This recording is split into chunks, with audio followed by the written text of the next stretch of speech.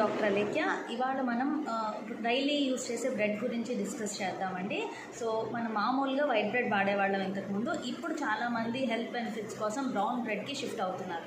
ఎందుకు అని అంటే వైట్ బ్రెడ్ వచ్చేసరికి మైదా పిండితో చేస్తారు, బ్రౌన్ బ్రెడ్ వచ్చేసరికి పూర్తిగా గోధుమ పిండితో చేస్తారు. అది మన హెల్త్కి ఎంతో బెనిఫిట్ కాబట్టి చాలామంది బ్రౌన్ బ్రెడ్ని రెగ్యులర్గా యూస్ చేస్తున్నారు.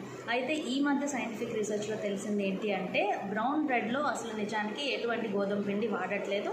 ఒకవేళ వాడినా చాలా తక్కువ పాలం గోధుమ పిండి, ఎక్కువ శాతం మైదా పిండినే వాడుతున్నారు. ఈజీగా తెలుసుకోవడం ఎలా అంటే మనం రోజు తినే పుల్కాలు, చపాతీలు రెండు కూడా మనం ఇంట్లో గోధుమ పిండితో తయారు చేసుకుంటున్నాం, ఏమీ కలపట్లేదు. బట్ అయినా కూడా అవి అంత బ్రౌన్ కలర్లో కనిపించవు, తెల్లగానే ఉంటున్నాయి మన పుల్కాలు, చపాతీలు. కానీ బయట నుంచి తెచ్చుకునే బ్రౌన్ బ్రెడ్ మాత్రం బాగా బ్రౌన్ కలర్లో ఉంటుంది.